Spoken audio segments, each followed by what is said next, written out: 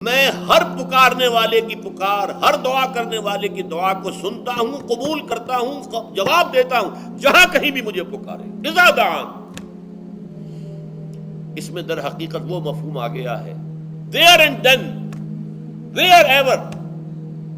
آپ اپنے گھر میں ہو کر پکاریں اللہ کو، آپ بستر پر لیٹے ہوئے پکاریں اللہ کو۔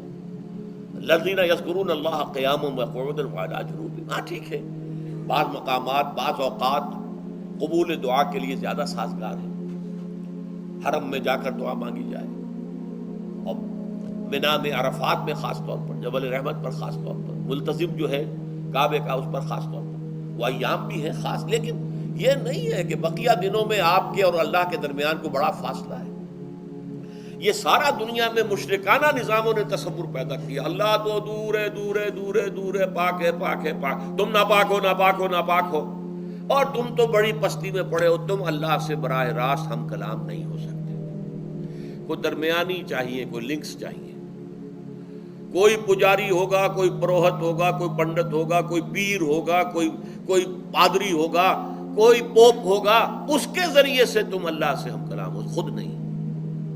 اور جب ذریعے بیچ میں آ گئے تو ان کی مٹھی گرم کرو، ان کی چاپلوسی کرو، ان کو بھی جو ہے چادریں چڑھاؤ، ان کو نذرانے پیش کرو۔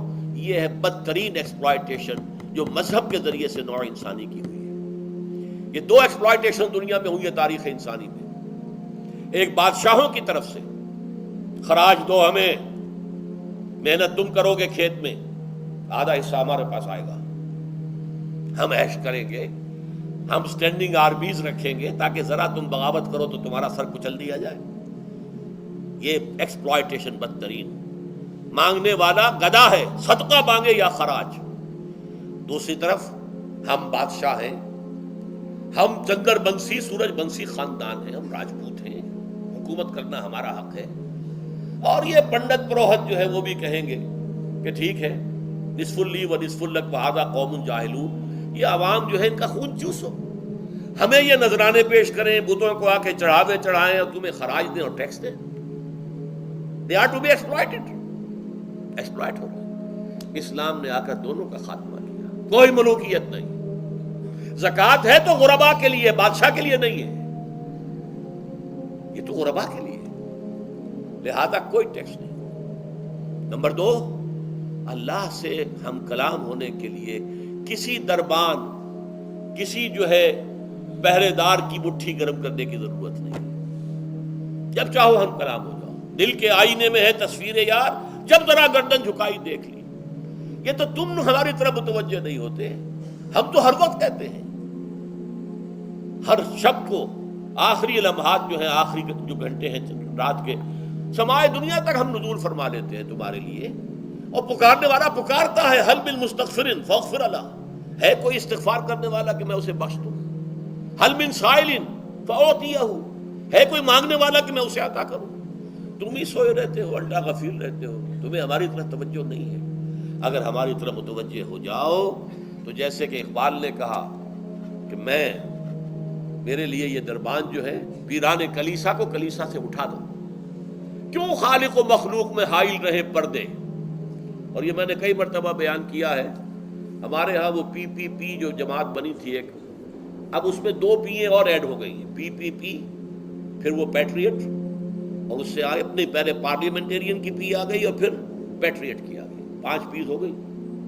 اسی طرح گنتی ہے ہندوستان میں، پنڈت، پروہت اور پجاری، 3 پے تو یہاں تھی، پیر ایران کا پیر، اور پوپ اور پادری، یہ سب پے سے شروع ہوتے ہیں الفاظ، اور یہ سب در حقیقت جو ہے شروع ہونے والے الفاظ، یہ در حقیقت انسانوں کی بدترین ایکسپلائٹیشن کا ذریعہ ہے۔ وَإِذَا سَأَلَكَ عِبَادِي عَنِّي فَإِنِّي قَرِيبٌ أُجِيبُ دَعْوَةَ الدَّاعِ إِذَا دَعَانِ فَلْيَسْتَجِيبُوا لِي۔ ہاں ایک تقاضا ہے، لیکن اس سے پہلے یہ بات سمجھ لیجئے، میں اس آیت کو میگنا کارٹا جسے کہا جاتا ہے حقوق انسانی کا سب سے بڑا چارٹر، میں اس سے کہیں بڑا چارٹر قرار دیتا ہوں کہ اللہ کہتا ہے مجھ سے ہم کلام ہونے کے لیے کسی واسطے کی، کسی وسیلے کی کوئی حاجت نہیں، جب چاہو مجھ سے ہم کلام ہو جائے۔ ہاں ایک شرط ہے، فَلْيَسْتَجِيبُوا لِي، چاہیے کہ وہ میری بات بھی قبول کریں، میرے احکام کو تسلیم کریں، میرے فرامین کان سے کھول کر سنیں، ان پر دل سے عمل کریں. فَلْيَسْتَجِيبُوا لِي، یہ ون وے ٹریفک نہیں ہوگا کہ ہم تمہاری دعائیں قبول کریں اور تم ہماری باتوں سے پہلو تو ہی کرو، سنی انسنی کر دو. یہ نہیں ہوگا. یہ ایک ٹو وے تعلق ہے جسے آج کل کہا جاتا ہے بائی لیٹرل تعلق ہے. بائی لیٹرل تعلق ہے اللہ اور بندے کے درمیان. بندہ توبہ کرتا ہے معاصی سے، اللہ تعالیٰ بھی اس کے لیے بھی لفظ تواب ہے، وہ بھی اپنی رحمت کے ساتھ دوبارہ متوجہ ہو جاتا ہے. تم اللہ کو یاد کرو، فاذکرونی اذکرکم، مجھے یاد رکھو میں تمہیں یاد رکھوں.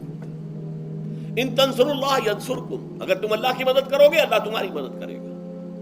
یہ ہے دو طرفہ معاملہ.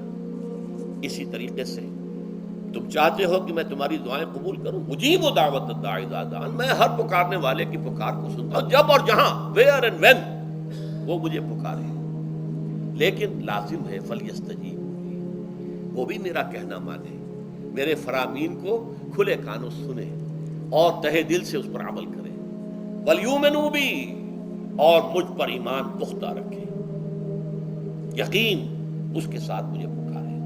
لعلہم یرشدون، اب یہ سب سے بڑا لفظ آ گیا، تاکہ انہیں رشد حاصل ہو جائے. رشد، فوز، فلاح، رشد، یہ کئی الفاظ ہیں.